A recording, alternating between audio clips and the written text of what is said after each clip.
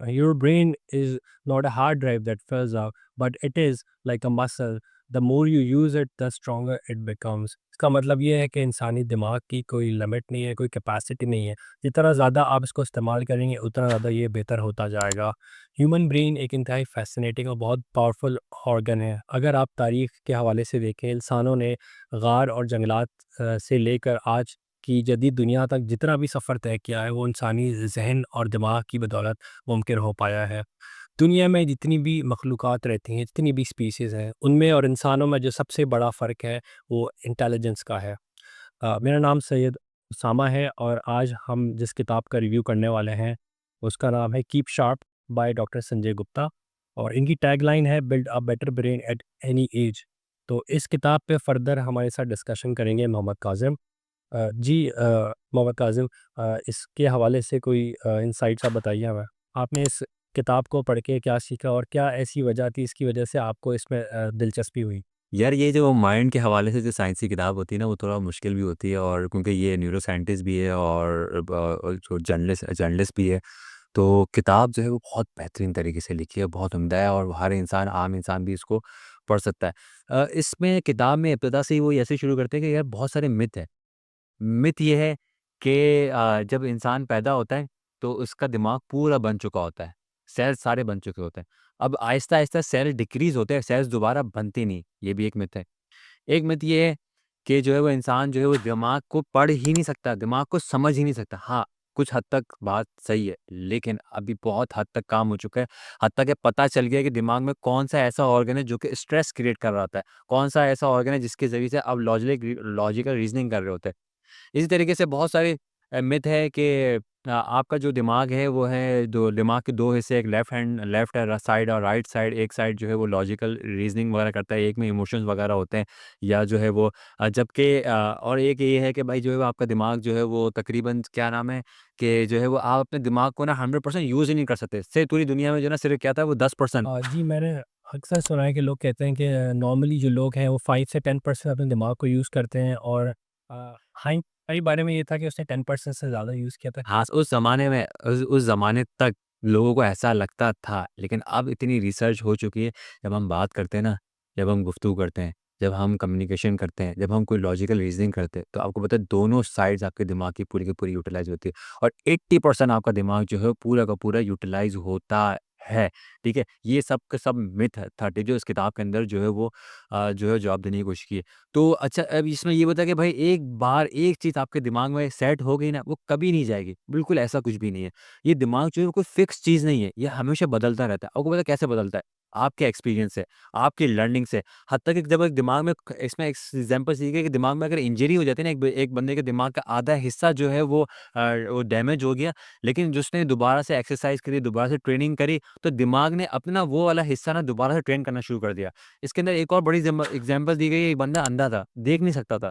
अब जो दिमाग का वो हिस्सा जो कि बीनाई के लिए काम करता था, देखने के लिए काम करता था, अब उसने समात के लिए अब वो वाला हिस्सा जो है वो अब उसने क्या किया अपने आप को ऐसा ट्रेन करना शुरू कर दिया कि वो वाला हिस्सा अब जो सुनने पे इस पे फ़ोकस करना शुरू कर दिया। यानी कि अपने दिमाग का जो वो वाला जो हिस्सा था जो कि देखने पे फ़ोकस करता था, देखने के ऊपर काम किया करता था, अब उस हिस्से ने क्योंकि देख तो सकता नहीं है, अब उस हिस्से ने उसके कानों की तरफ जो है वो चला गया और उसके कानों की मदद कर रहा है। यानी कि हम देखते हैं ना कि जो कि अंधा होता है लेकिन उसके सेंसेस बहुत ज़्यादा तेज़ होते हैं।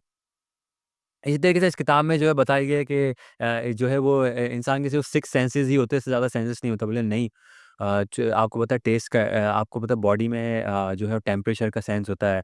एक सेंस आपका वो होता है जो कि खतरे का वो देख लेता है। एक सेंस होता है जो कि आपको जो है वो बीमारियों के बारे में बता रहा होता है। बहुत सारे मतलब इसके किताब के अंदर जो है बहुत सारी चीज़ों के बारे में डिस्कस किया गया। ट्यूशन भी कहते हैं हाँ। खतरे वाले सेंस को जो आप कह रहे थे।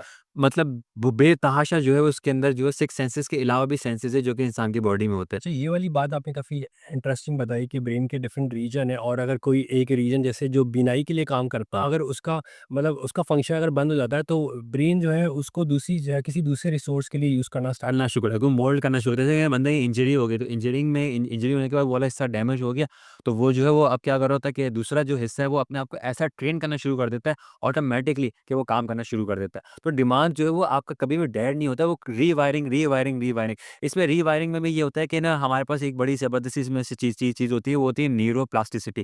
یعنی نیورو پلاسٹیسٹی کیا چیز ہے کہ بھائی جو دماغ کوئی فکس چیز نہیں ہے, ہمیشہ بدلتا رہتا ہے. اسی طریقے سے جو ہے وہ ہر چیز سیکھتا رہتا ہے, بدلتا رہتا ہے, چینجز کرتا رہتا ہے. ٹھیک ہے, اسی طریقے سے نیگیٹو پلاسٹیسٹی بھی ہوتی ہے. اب نیگیٹو پلاسٹیسٹی کیا ہوتا ہے, آپ کی بیڈ ہیبٹ.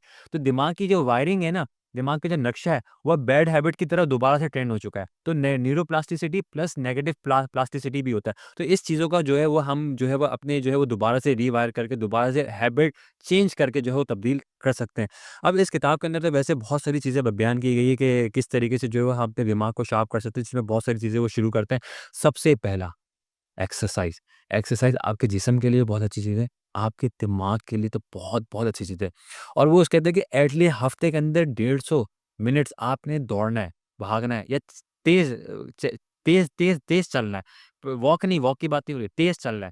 تو یہ بھی جو ہے وہ آپ کے دماغ کو جو ہے وہ جو ہے وہ کم سے کم 150 گھنٹے. جیسے میری عادت ہے کہ میں آفس جانے سے پہلے روزانہ پارک جاتا ہوں, اور پارک میں کیا کرتا ہوں جو ہے وہ, اس کتاب میں نیچر کا بھی ذکر ہے کہ بندہ نیچر کے قریب رہیں, نیچر کو دیکھیں, درخت کے نیچے بیٹھیں, یہ جو سینس کریں, فلاور کو سینس کریں, پھولوں کو سینس کریں, درخت کو دیکھیں. یہ ہم نے آج کل جو ہے جیسے مٹیریلسٹک ورلڈ میں آ گئی, ہم نے یہ تمام کی تمام چیزیں تو ہم نے ختم ہی کر دی.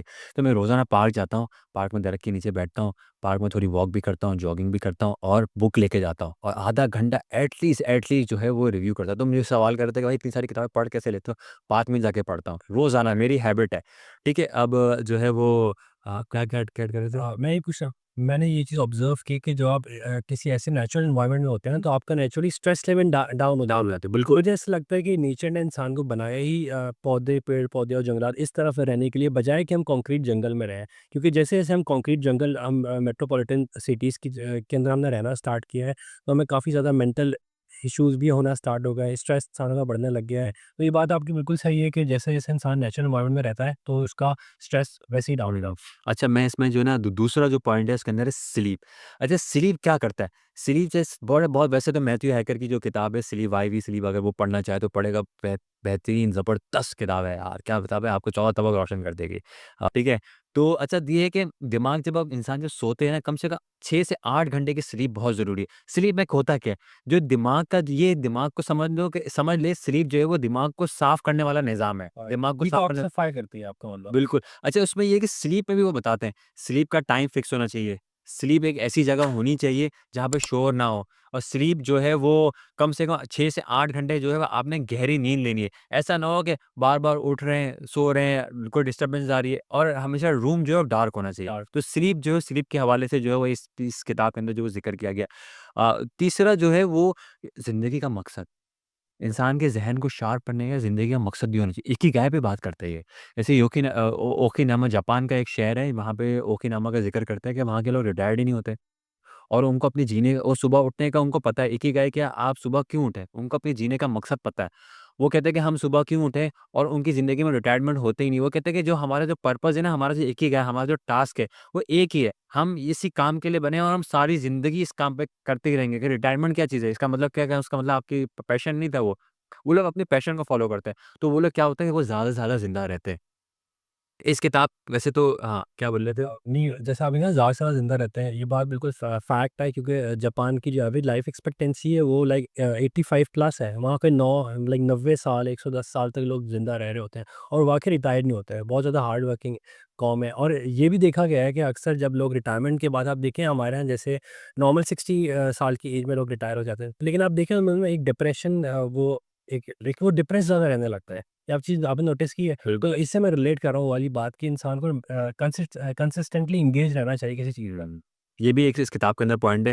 تو میں یہ کہہ رہا تھا کہ جو ہے وہ ایک ہی گائے جو ہے وہ آپ کو جو ہے وہ, جب آپ کی زندگی میں کوئی مقصد ہوتا ہے نا, اور آپ اس مقصد کے لیے کام کر رہے ہوتے ہیں, تو آپ دیکھیے گا کہ انسان جو ہے وہ, اس کی زندگی کا مقصد ہے کہ مجھے ملک میں جو ہے اتنے سارے پودے لگانے ہیں, مجھے ہاسپٹل کھولنا ہے. وہ آخر ایج تک ہے نا, کبھی ان کی یاد الزائمر کے شکار نہیں ہوتے, کبھی وہ بیمار نہیں ہوتے, ان کی میموری اسٹرانگ رہتی. کیوں؟ کیونکہ ان کو زندگی کا مقصد پتہ ہوتا ہے, اور سارا دن سارا وقت ہر وقت اسی کام میں لگے رہتے, چاہے وہ 80 سال کی کوئی نہ ہو جائے. کیوں؟ ان کو فوکس ہوتا ہے، ان کے پاس جینے کا ہدف اور مقصد ہوتا ہے، ورنہ یہ ہوتا ہے 60 سال کے بعد پڑے ہوئے ہیں، کیونکہ کوئی کام ہی نہیں ہے، بھول گئے، یادداشت نہیں ہے۔ تو یہ تمام چیزیں جو ہے یہ مقصد اپنی زندگی میں ایک ہی گائے مقصد بنا، ایک ہی گائے کے اوپر میں کہتا پوری ایک کتاب ہے، اس کے اوپر بھی انشاءاللہ اگر نیٹ پہ دیکھنا چاہتے ہو آپ دیکھ سکتے ہیں، ورنہ ہم جو ہے اس کے اوپر باقاعدہ جو ہے وہ جو مین سرچ فار میننگ ہے کہ آپ کی زندگی کا مقصد کیا؟ اگر آپ کی زندگی کا مقصد ہی نہیں ہوگا تو آپ مر جائیں گے۔ اس میں تو بالکل ایگزیکٹلی یہی بات کی ہوئی ہے مقصد کی، کہ انسان کا اگر مقصد زندگی کا نہیں ہوتا تو وہ بہت زیادہ ڈپریشن میں چلا جاتا ہے، اور اگر انسان اگر ہر چیز لوز کر دے اور واحد اگر کوئی ایک چیز ہے جو اس کو آگے بڑھنے میں ہیلپ کرے گی، وہ آئی گیس ہوپ ہے۔ بالکل ایسے ہی۔ اچھا چوتھا جو اس کتاب میں نے جو ذکر کیا گیا ہے وہ ہے مینٹل ایکسرسائز۔ مینٹل ایکسرسائز میں جو ہے وہ مینٹل ایکسرسائز میں یہ ہے کہ وہ پزلز کھیلنا، کراس ورڈ کھیلنا یا کوئی ایسا کام کرنا کہ جس میں جو ہے وہ کیونکہ وہ دوبارہ سے مینٹل ایکسرسائز آپ کو مقصد کی طرف لے کے جاتی ہے۔ مقصد کیا ہے؟ جہاں پہ آپ کو وقت کے ہونے کا احساس ہی نہیں ہوتا، آپ فل ٹائم جو ہے اس کے اندر لگے رہتے ہیں۔ اور پانچواں جو ہے مائنڈ کی ڈائٹ ہے۔ ڈائٹ بھی آپ کو جو ہے نا بہت امپورٹنٹ ہے، باقاعدہ اس کے اندر چیپٹر ہے کہ روزانہ پہلے دن، دوسرے دن، تیسرے دن، چوتھے دن، پانچویں دن، ساتویں دن کیا کھائیں۔ تو مائنڈ ڈائٹ کے علاوہ اس کتاب کے اندر شارپ ہے نا، شارپ کو بھی بڑا زبردست سا مطلب ہے۔ شارپ کا جو ہے ایس جو ہے وہ آپ کو ہوتا ہے کہ شوگر ہے، تو شوگر کا انٹیک ختم کرا۔ میں نے بھی ختم کر دیا کہ میں جب چائے پیتا ہوں، کافی پیتا ہوں تو اس میں بولتا ہوں بھائی شوگر مت ڈالنا۔ دوسرا جو ہے وہ ایچ ہے، ایچ کیا؟ ہائیڈریٹ، یعنی کہ پانی زیادہ سے زیادہ ہائیڈریٹ رہنا، پانی زیادہ پینا۔ اور جو ہے وہ اے ہے، اے کیا؟ Add more omega 3۔ اب اومیگا 3 کیا ہے؟ کہ وہ کہہ رہا ہے فیٹی ایسڈز کا۔ فیٹی ایسڈز کیا ہوتے ہیں؟ جو اگر فش یا اخروٹ جس میں فیٹی ایسڈ، ہاں ہیلدی فیٹس کہنا ہے فیٹی ایسڈ، یعنی اومیگا 3 کی پورشن جو ہے وہ زیادہ سے زیادہ کرے، اس میں سبزیاں وغیرہ بھی آ جاتی ہے، ٹھیک ہے جو ہے وہ۔ اور دوسرا یہ ہے کہ ریڈیوس پورشن، کھانا ایسے نہیں کھائے کہ بھر کے کھائے جا رہے کھائے جا رہے کھائے جا رہے، کیونکہ زیادہ کھانا بھی جو ہے نا وہ انسان کی جو میموری کو لاس کرتا ہے۔ اور دوسرا پلان اہیڈ، اگر آپ ان پلانڈ ہوتے ہیں، آپ کو پتہ ہی نہیں آج مجھے کیا کھانا ہے، تو پھر آپ ان شن کھانا شروع کر دیتے ہیں۔ تو یہ تمام چیزیں، اور چھٹا اور جو آخری جو ایک چیز ہے جو مجھے سمجھ میں آیا اس کتاب کو اندر، وہ سوشل کنیکشن۔ جب انسان تنہائی کا شکار ہوتا ہے نا تو اس کا دماغ کمزور ہونا شروع ہو جاتا ہے۔ تو تنہائی، لوگوں کے ساتھ انگیجمنٹ، لوگوں سے ملنا، پروگرام میں جانا، بک کلبز میں جانا، میٹنگ میں جانا، سوشل نیٹورکنگ کرنا، تنہائی سے نکلنا، لوگوں سے بات کرنا۔ زیادہ آپ دیکھتے ہیں نا کہ بوڑھے لوگ جو ہے وہ کوشش کر رہے ہوتے ہیں کہ یار ان کو کوئی ملے تو صحیح، کہ ان سے بات تو کریں۔ ایگزیکٹلی ایگزیکٹلی وہ بڑی اسی بتائیں کہ ڈاکومنٹری دیکھ رہا تھا، ایک نے کہا کہ یار تم نے یہ خراب مال دے دیا، اس سے بولا اچھا خراب دے دیا، چینج کر دیتا ہوں۔ تو وہ عورت پریشان ہو جاتی ہے، بھائی کیا تمہیں لڑائی کرنے کے موڈ میں آئی تھی؟ تو بولا اچھا ٹھیک ہے ہم کرتے ہیں لڑائی۔ اب میں نہیں لے رہی، کیوں نہیں لے رہی؟ پھر 2-3 منٹ تک وہ لڑائی کرتے رہے، اس نے بولا اب اچھا لگ رہا ہے آپ کو؟ اس عورت کو بول رہی ہے، بولا ہاں اچھا لگ رہا ہے، بولا اچھا ٹھیک ہے اب جا، اب میں چینج کر دیتی ہوں۔ تو کیا ہے کہ لوگ بات ہی نہیں کر رہے، اب میں ایسے دوستوں کے ساتھ بیٹھا ہوا تھا، ہر بندہ فیس بک یوز کر رہا ہے۔ فیس بک کیا ہو رہا ہے؟ بجائے طور پر فیس بک سوشل نیٹ ورکنگ کا تھا، لوگوں کو لوگوں سے ملانے کے لیے تھا، اب کیا ہو گیا؟ یہ سوشل نیٹ ورک لوگوں کو دور کرنے کے لیے ہو گیا۔ یعنی کہ ہم اپنے آس پاس کے لوگوں سے، میں اس سے پوچھ رہی ہوں کہ حال چال کیا ہے، لیکن فیس بک دیکھ رہا ہوں کہ بھائی یہ کیا کر رہے ہیں، یہ کیا کر رہے ہیں، یہ کیا کر رہے ہیں، وہ کیا کر رہے ہیں، وہ کیا کر رہے ہیں۔ تو بجائے طور کے اوپر اچھا یہ جو ہے وہ ایک اور چیز ہے کہ فرض کر میرے ابو ہی ریسنٹلی بتا رہے تھے کہ بھائی جب ہم حیدرآباد میں رہا کرتے تھے تو ہمیں 1000 سے زیادہ نمبر یاد تھے۔ ہم 6 مہینے بعد یا سال میں ایک رشتہ دار کو کراچی میں کال لگایا کرتے تھے، تو اس کا نمبر بھی ہمیں یاد ہوا کرتا تھا۔ اب ہم کیا ہے، نمبر یاد نہیں، کیلکولیٹر ہے ہمیں یاد نہیں ہے۔ تو یہ تمام چیزیں جو میموری ایکٹیویٹیز ہیں نا، وہ اس کتاب کے اندر بہت زیادہ امپورٹنٹ دی گئی ہے۔ ہاں تم کچھ ایڈ کر رہے تھے؟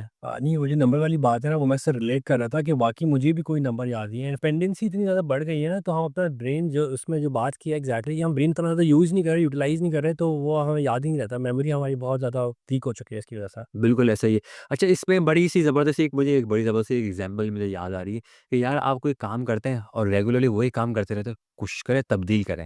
آپ فرض کریں آپ آفس سے آ رہے ہیں، آفس جا رہے ہیں، تو آپ کا ایک ہی راستہ ہے نا، کوشش کریں چھوڑ دیں، ہر بار نیا راستہ ڈسکور کریں، ایک کام کو الگ الگ طریقے سے کرنے کی کوشش کریں۔ تو یہ بھی دماغ کو نا ری وائر کرتا ہے، دماغ کے کھولتا ہے، دماغ کے راستے بناتا ہے۔ اور خصوصاً جو ہے وہ سب سے زیادہ وہ فوکس کرتے ہیں کہ نا گیم سے بھی بات کرتے ہیں، گیم سے بھی جو ہے نا انسان کا دماغ تیز ہوتا ہے، لیکن اب کی جو گیمز آ رہی ہیں وہ ایڈکٹیو ہے، وہ دماغ کو اسٹرانگ کرنے کے بجائے دماغ ایڈکشن کی طرف لے کے جا رہی ہے۔ انسان اتنا زیادہ گیم کا پاگل ہو گیا ہے پب جی کے لیے، تو وہ زیادہ تر جس مقصد کے لیے گیم کی ابتدا ہوئی تھی کہ وہ تو اب ختم ہوتے ہی جا رہا ہے۔ تو یہ چیزیں، اور جو ہے وہ گیمز کھیلیں، دوستوں کے ساتھ ملیں، لوڈو کھیلیں، چھوٹی چھوٹی چیزیں ایسے کریں، پرابلم سالونگ کریں۔ پرابلم سالونگ سے آپ کا دماغ بہت زیادہ ایفیشینٹ، بہت زیادہ تیز ہوتا ہے۔ یہ کافی انسائٹفل کانورزیشن رہی تھی، اور اس میں ہمیں پتہ چلا کہ ہمارا جو برین ہے وہ کتنا زیادہ ہائیلی نیورو پلاسٹک ہے۔